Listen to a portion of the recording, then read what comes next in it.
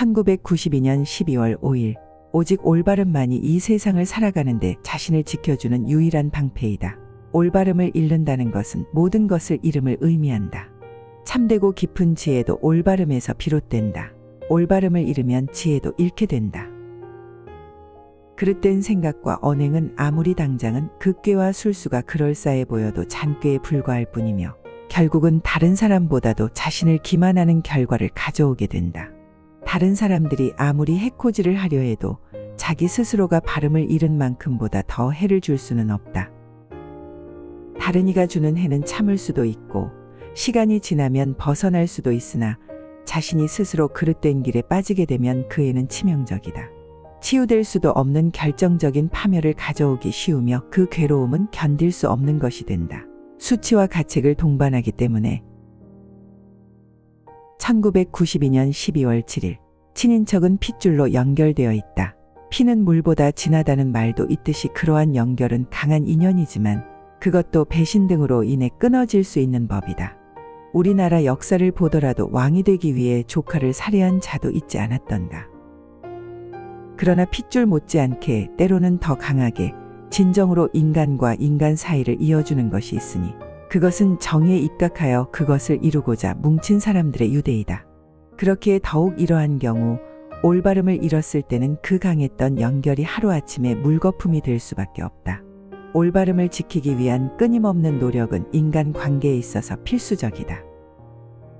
물론 아무리 한쪽에서 그 올바름을 지켜도 다른 쪽의 그릇됨과 배신으로 관계가 끊어질 수 있다. 한쪽에서 스스로 떨어져 나간 것이다. 그러나 가만히 생각해보면 그런 인간관계란 비록 한때 마음의 상처를 주기는 해도 차라리 잘된 일이 아닐까. 그런 우정은 더 지속할 가치가 없기에, 그런 인간은 더 접할 의미가 없기에, 다른 일을 다스리는 사람은 먼저 자신의 주인이 되어야 한다는 말이 있는데, 더 나아가 이 말의 뜻은 자신을 다스릴 수 있는 사람은 바로 세상을 다스릴 수 있는 사람이라는 뜻으로도 생각된다.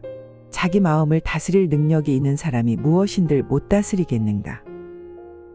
자기는 자존심이 강하다고 자랑하며 작은 일들에서 콧대를 세우던 사람이 부정한 짓을 저지른 경우를 본다. 진정한 자존심이란 바르게 사는 사람만이 가졌다고 할 수 있다. 자신을 귀히 알기에, 하늘이 주신 이 삶의 소중함을 맞기에 도저히 천하고 더러운 곳에 자기를 둘 수 없는 그 마음만이 진정 가치 있는 자존심인 것이다. 참된 나를 찾으려 함은, 바르게 살려고 노력함은 그 자세가 신을 부르고 찾는 것과 동일한 것이다. 하늘을 우리는 어디에서 만나는가? 하늘은 어디에 계신가? 바로 참된 나 안에 계신다. 하늘을 우러러 한 점 부끄러움도, 세상사 쓸데없는 곳에 그 어떤 집착도 없을 때 그 바른 생각과 언행 안에서 우리는 하늘을 만나며 하늘은 그 안에 이미 존재하신다. 그 어떤 것을 추구하든 간에 그 방향으로 지나치게 밀고 나가면 자기가 원하는 것의 정반대의 것을 얻게 된다. 무대 위에서 하는 연극은 마치 실제인 것과 같이 해야 하고 우리의 실제 인생은 마치 연극하듯 살아가야 한다. 즉, 해야 되는 일들에 집착하지 말고 행해야 한다는 뜻이다. 1992년 12월 13일 결국은 자기가 먹은 것, 입안으로 들어간 것이 자기의 몸을 구성한다.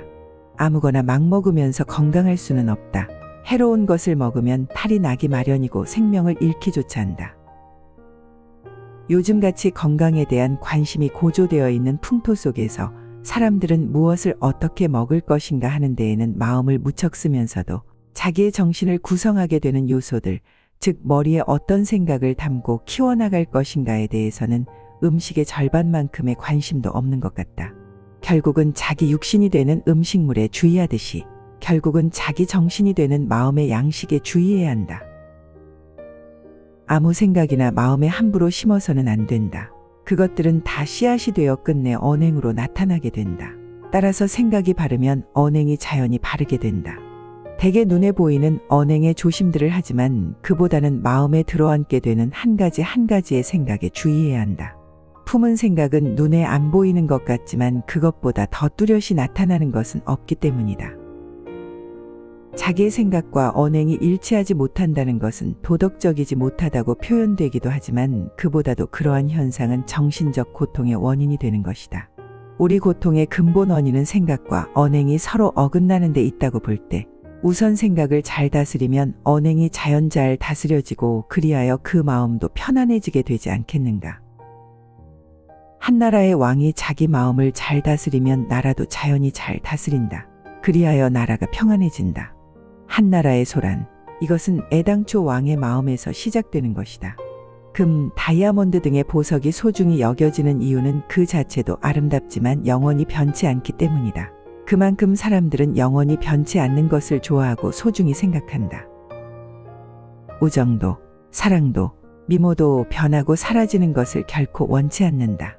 그러면서도 사람들은 우리에게 영원한 것, 우리에게 영원히 남는 것보다 일시적이고 반드시 사라져버리고 말 것에 더 애착을 갖는다. 재산, 명예, 권세, 이 세상에서 흔히 최고로 추구하는 그 어느 것도 영원히 우리 것은 될 수 없다. 아무리 재산이 많아도 권세가 하늘을 찌를 듯 해도 그 어느 것 하나도 우리는 죽을 때 가져갈 수 없다. 이미 생전에 잃은 경우도 많지만 죽고 나면 오로지 자기 평생의 행위만이 남는다. 그 사람의 이름 석자가 의미하는 이미지가 오직 그가 남길 수 있는 그리고 그와 영원히 함께하는 것이다. 그런데도 사람들은 물거품 같은 것들을 위해 기꺼이 자기의 이름을 마구 더럽히고 자기에게 영원히 수치를 안겨줄 그것들을 더 사랑하는 경향이 있다. 1992년 12월 15일 시간의 흐름이야말로 하늘의 손길이요 의지이다. 그 누가 시간의 흐름을 막을 수 있으며 시간의 흐름과 함께 변하지 않는 게 어디 있을까? 모든 것은 때가 있다고 하였다. 그 때는 하늘의 뜻이다. 1992년 12월 20일 마음을 스쳐 지나가는 한 가지 생각을 삼가고 조심하는 데서부터 성스럽고 바른 생활은 시작되는 것이다. 1992년 12월 30일 운동 경기를 할 때 이기겠다. 너무 잘해보겠다는 등의 과욕을 버리고 볼 하나하나를 정확히 맞추겠다는 자세로 임하면 경기를 더 잘할 수 있으며 홈런도 이런 경우에 나온다고 한다. 우리가 일생을 살아가는 자세도 이와 같아야 할 것이다. 주어진 하루하루를 성실하고 바르게 살겠다는 그 자세가 성실한 인생을 만들어줄 것이다. 집착과 애착, 그것은 인간에게는 가장 단단하고 빠져나오기 힘든 감옥이다. 자기를 가장 기쁘게 하는 것이며 자기가 가장 소중하다고 생각하고 있는 그 대상이 실은 가장 자기를 구속하고 괴롭히고 있는 것임을 모르는 경우가 많다. 그것은 가장 소중한 것이 아니라 가장 빨리 없어져야 할 불필요한 것이다. 배움과 배움의 실천, 기술을 익힘과 그 익힌 기술의 활용, 자기 수양과 사회에 나와 일하는 것, 이 모든 것은 모두 자기를 먼저 닦고 이웃을 위해 실천하라는 진리를 하나로 꿰뚫고 있다. 출세도 사실은 위의 진리를 실천할 수 있는 기회이다. 큰 출세를 할수록 이웃에게 더 넓게, 크게 이로움을 줄 수 있는 기회를 갖게 된다. 그러나 출세의 목적이 이웃을 위해 일한다는 데에 있지 않는 데에서 많은 부조리가 빚어진다. 그렇게 되면 자신도 이웃도 불행해지는 것이다. 그 누구보다도 자신이 살아있다는 것과 생각한다는 것은 같은 뜻이다. 그러므로 어떻게 생각하고 있는가에 따라 어떻게 살아가고 있는가 하는 것이 정해지는 것이다. 또 어떻게 살았는가를 보면 어떻게 생각했는가를 알 수 있게 된다. 부모가 자식을 자식으로 생각하지 않고 그렇게 위해 주지도 않는데 어찌 자식이 부모를 진정 부모로 여기고 따르겠는가? 임금과 백성 사이도 마찬가지이다. 큰 자기를 실천한 만큼 자기의 세계는 넓어지고 오직 사사로운 자기 욕심만 채우려고 하면 그 사람의 세계는 바로 거기서 그치고 만다.